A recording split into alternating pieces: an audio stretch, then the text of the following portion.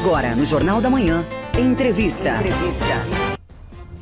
Vamos continuar falando sobre esse assunto porque a decisão do Tribunal Superior Eleitoral sobre a possibilidade de deixar o ex-presidente inelegível, a decisão ficou para a próxima quinta-feira. Estamos recebendo o deputado Sargento Lima para a gente conversar sobre este e outros temas aqui também. Deputado, bom dia. Muito bem-vindo à Jovem Pan. Obrigado pela sua presença mais uma vez. Bom dia a toda a equipe de trabalho, bom dia a toda a audiência da Jovem Pan. Como é que o senhor está acompanhando, né, toda essa discussão, agora a votação, joga para a próxima quinta-feira, enfim, acho que a pergunta que o eleitor catarinense faz, né, qual é a consequência até política, né, tendo Jair Bolsonaro inelegível para os próximos 8 anos, hein? A condição de estar inelegível, né, para mim o leite já está derramado, tá? Eu tenho esse entendimento, inclusive até quanto ao recurso.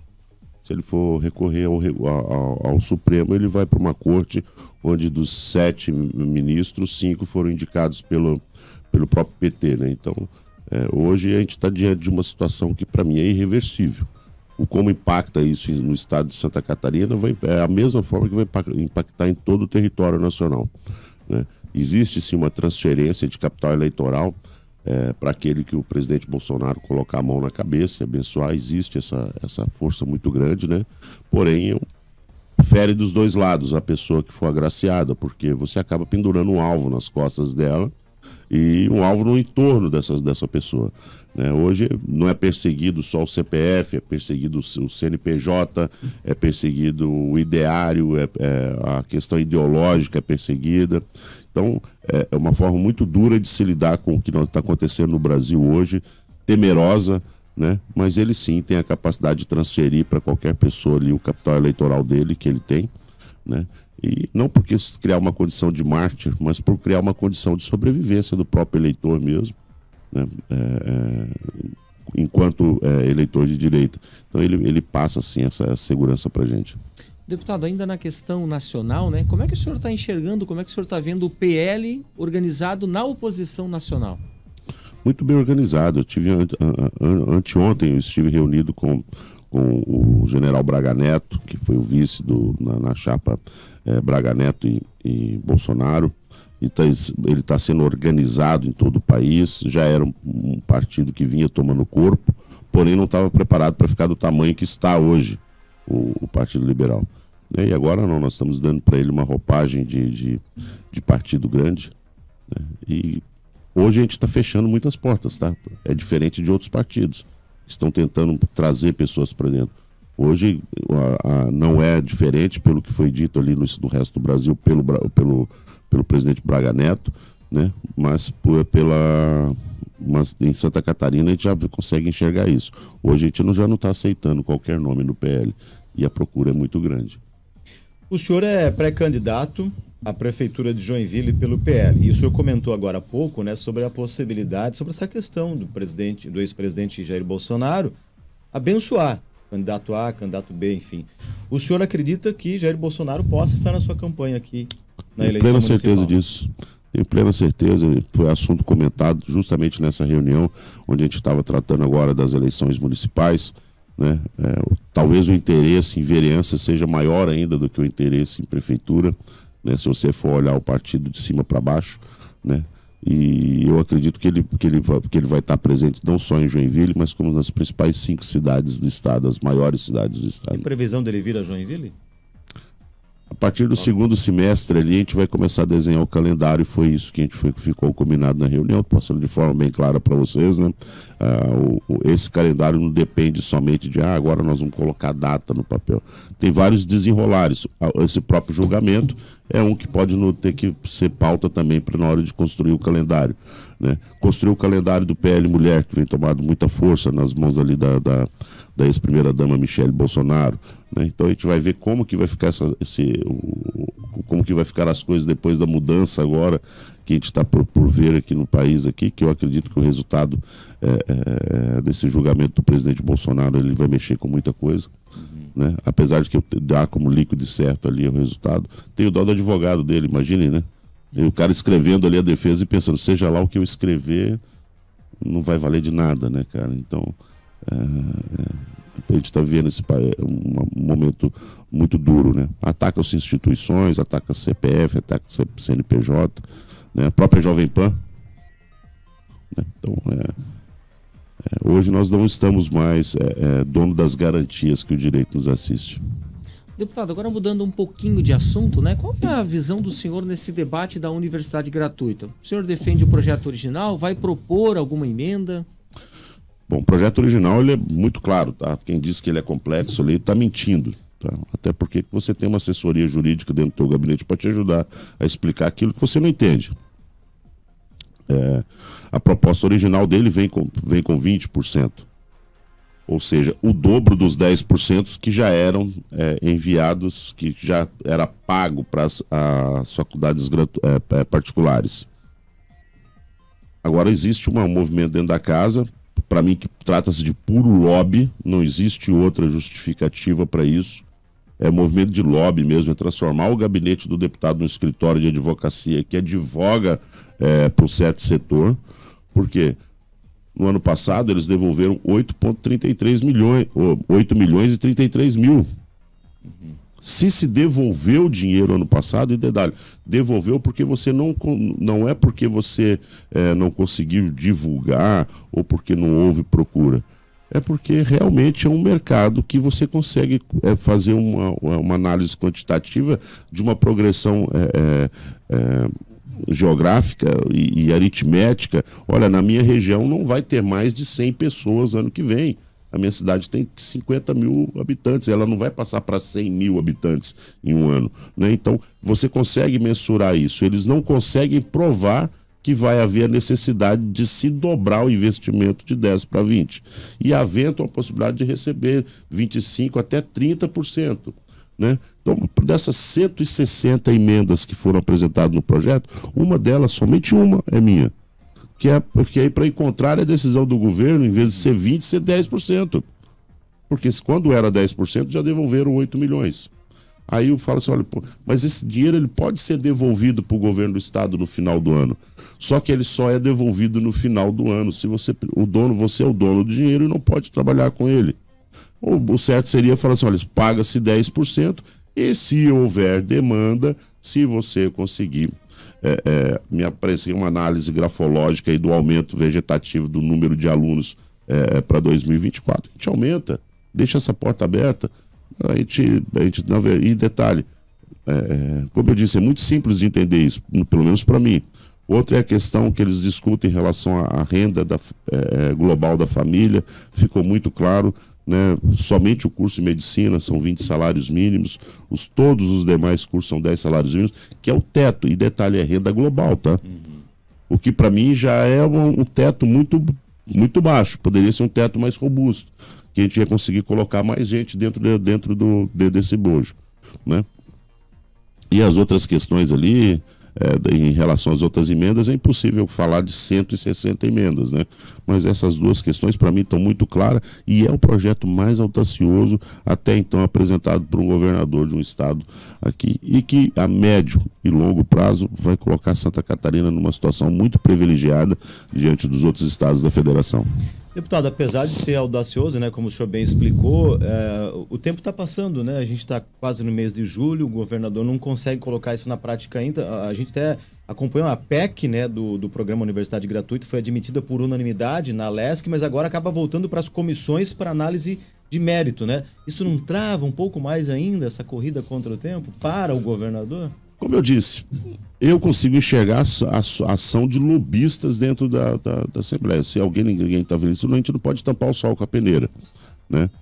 Como eu disse, explicar o porquê da mudança da originalidade do projeto, até agora na comissão, se você for olhar assim, olha, eu assisti uma entrevista com o deputado fulano, ele conseguiu explicar o porquê de fazer alguma alteração. Eles vêm com aquele discurso morno, porcaria, de dizer assim, é uma questão de fazer justiça. Mas peraí, fazer justiça com quem? Com a faculdade particular? Do outro lado da rua tem um prédio lá do Tribunal de Justiça lá, desiste de ser deputado e vai advogar, né? Então, atrapalha o trâmite, é justamente isso, não é a qualidade do projeto. O projeto está muito bem explicado, muito bem feito, muito bem sólido, né? Foi solidificado já. E todo mundo que sabe tem até vergonha de defender alguma outra emenda. Ninguém vem aqui falar de uma emenda, você pode estender e perguntar para a pessoa, ele não vai ter argumento técnico nenhum. Ele não vai conseguir mostrar nada. E foi só uma semana, né? Era para ter sido tramitado nas comissões mistas, comissão mista para quem está ouvindo a gente, a CCJ, Comissão de Justiça e Comissão de Saúde. Era para ele ter tramitado de forma conjunta essa semana, foi julgado para a semana que vem. Né? Então, é uma semana. E detalhe, quanto tempo passa, não prejudica o plenário. Não prejudica o parlamento, prejudica o governo e o cidadão que não vai estar recebendo o benefício. Então, era hora de se pensar com um pouquinho mais de clareza e quando for questionar esses deputados que defendem essas alterações aí, perguntar para ele, falar assim, cara, pô, em cima do que você tá fazendo, defendendo a sua tese aí? É em cima do que? É de um achismo, de sentimento de justiça para com o setor privado? Ou você tem realmente escondido algum número embaixo da mesa, mas não mostrou para ninguém até agora? A gente está conversando com o deputado estadual Sargento Lima e agora voltando a falar um pouquinho sobre o ano que vem, né, as eleições aqui em Joinville. O prefeito Adriano Silva, que vai concorrer à reeleição, né, comentou essa semana com a nossa reportagem sobre a disputa eleitoral do próximo ano. Vamos ouvir um trechinho dessa entrevista. Nós somos o Partido Novo, um partido de direita e que efetivamente no Congresso Nacional tem votado em pautas de direita, né? E coisa que não tem acontecido em outros partidos que se dizem de direita. Infelizmente, na última semana nós vimos, inclusive, pessoas, né, e congressistas de outros partidos de direita votando em pautas de esquerda. Então é isso, eu acho que nós temos que ser coerentes com a nossa atividade e a nossa fala. Há uma possibilidade de aproximação com o PL aqui ou ainda é muito novo agora para falar sobre isso? Sempre há, né? Nós estamos abertos e eu tenho um excelente convívio com o governador Jorginho Melo e eu tenho falado para o governador que nós, partidos de direita, nós temos que somar e não dividir. Nós somos. O prefeito, inclusive, né, já comentou que teria sido sondado pelo PL, enfim. Na avaliação do senhor, né, a fala do prefeito, enfim, em relação a essa questão da discussão de direita e tudo mais, o PL está fazendo o que precisa ser feito? O PL está fazendo o dever de casa dele há muito tempo. Por isso que ele é o maior partido do Brasil. Né? Hoje nós estamos com 100, porque agora migrou mais um deputado para o Partido Liberal no aspecto federal. Então é por isso que nós somos o maior partido do Brasil com 100 deputados federais, 11 estaduais aqui do estado de Santa Catarina, 6 deputados federais do nosso estado, senador. É um partido grande, né? O que diferencia do Partido Novo, que é um partido que não consegue atingir a cláusula de barreira. É um partido que não tem um governador, um prefeito e meia dúzia de deputados. Então o resultado de você que tentar falar assim, qual é o partido de direita do Brasil, né? Não é uma disputa entre PL, Novo, PSD, absolutamente nada disso, porque você tem que combinar todo tipo de campanha, você tem que combinar com os russos, você tem que combinar com o eleitor, né? As pessoas não entenderam isso. E o eleitor, hoje o eleitor catarinense, ele está num processo muito grande de mudança. Sabe? Ele está desistindo daquele lance de partido que ele tinha e está começando a focar no indivíduo. Isso é importantíssimo a gente salientar isso. Antigamente, se você falasse mal do Luiz Henrique da Silveira, ou se você falasse mal do Espiridião Amin em algum lugar, tu apanhava. Tinha PP de terceira geração aqui, tinha MDB de ter com cruz na testa, que eles falavam, época do Manda Brasa. Né? Hoje em dia não, hoje em dia o eleitor está focando no indivíduo. E dizer que o Novo é de direita, lógico, se ele ficar repetindo isso para ele mesmo na frente do espelho o dia inteiro, ele vai acabar se convencendo disso, né? Mas ou tem um bom relacionamento com o governador Jorginho Melo. Eu já falei com o governador. Eu não peço voto pro Novo de forma alguma, pelas atitudes que eles tiveram com o país até agora. De forma alguma. E detalhe, sou muito mais bolsonarista do que PLista. Porque foi o Bolsonaro que mostrou para o Brasil que foi a direita. Se alguém tem algum outro nome aí, pode ficar à vontade para falar. Foi o Bolsonaro que mostrou o que é a direita. E o Novo prejudicou a campanha do Bolsonaro no primeiro turno. Inclusive, estavam proibidos de falar o próprio nome dele no primeiro turno. E agora nós somos de direita. E essa conversinha de começar toda a conversa, nós do Novo, 3 pontinhos. Sabe? Deputado, duas perguntas para a gente finalizar rapidamente aqui. A primeira é o seguinte: prioridade do PL neste momento é a Prefeitura de Joinville? Não entendi a pergunta. Prioridade do PL é Joinville ano que vem? Sim, a prioridade do PL em todo o Brasil é prefeituras.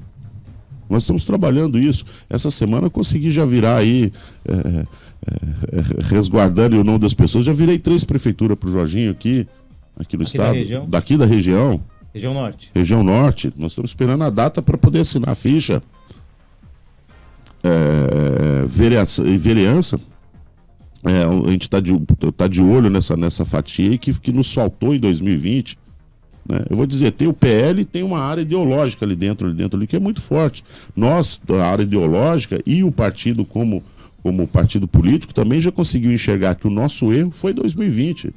Se a gente tivesse desdobrado em trabalho e feito o nosso dever de casa e construído várias prefeituras e um número significativo de vereadores, hoje nós estaríamos tranquilos. Hoje, essa realidade de ver Bolsonaro sendo julgado injustamente pela inegibilidade dele, ou ver uma rádio tendo a possibilidade de ser fechada, um canal, gente sendo preso, a gente não estaria nem passando por isso, porque a gente tinha conseguido reeleger ele, né, e o PT fez o dever de casa, a esquerda fez o dever de casa. Coligou com Simone Tebet, tanto que o MDB é dono do maior ministério do governo Lula, que é o da infraestrutura, né, eles fizeram o dever de casa. Eles foram para o segundo turno, Simone pulou de lado, não pulou de lado, continuou do mesmo lado que o MDB sempre teve, né? O Novo tirou o pé do acelerador com aquela fantasia deles de eleger o Dávila, né? Um voo de galinha, né? E assim foi tocando. E eles conseguiram fazer o dever de casa e nós não. A gente ficou focado somente na eleição presidencial. Para finalizar, deputado, bem rapidamente, presidente Lula vem a Florianópolis, vem a Santa Catarina em dezembro, né, para inaugurar aquele contorno viário da grande Florianópolis ali. PT se aproximando do Estado, qual é a opinião do senhor? Não, são visitas que um estadista, um presidente tem que fazer. E detalhe, eu escuto criticar, olha lá o Jorginho junto com o Lula. Cara, ele tem obrigação de ir conversar com o governador. Com o presidente, como governador, ele tem obrigação de estar envolvido. De verdade, quem foi pouco falar com o governo federal foi o Moisés, o antecessor dele. Independente de quem seja o partido, o governador tem que estar pelo menos uma vez por mês lá em Brasília, esmurrando a porta de um ministério lá, pedindo dinheiro. Né? Então ele é obrigado a fazer isso aí, né? É obrigação dele. Né? Não é nada que não é aproximação de PT com PL, jamais. E já é bom me lembrar disso aí, que eu tenho que arranjar um lugar para passear em dezembro para não estar aqui no estado junto com esse indivíduo aí. Deputado Sargento Lima, um grande abraço, muito obrigado pela presença do senhor aqui, enfim, né, os debates dos nossos temas. Sucesso e até uma próxima oportunidade. Para todos nós, né? A gente está torcendo aí pelo Brasil aí para que isso aí dê certo, né? A gente vai ver um cara ali que não merecia estar passando pelo que está passando. Até quinta-feira vem o resultado desse julgamento do Bolsonaro, uma injustiça muito grande. Né? O sujeito de direito acabou, não existe mais. Né? A gente tem dó agora de quem trabalha com a razão. A gente perdeu a razão. É um julgamento monocrático aí de uma pessoa mudando o destino de um país. Isso aí não é justo para todos nós, não. Obrigado e bom dia de trabalho para todos.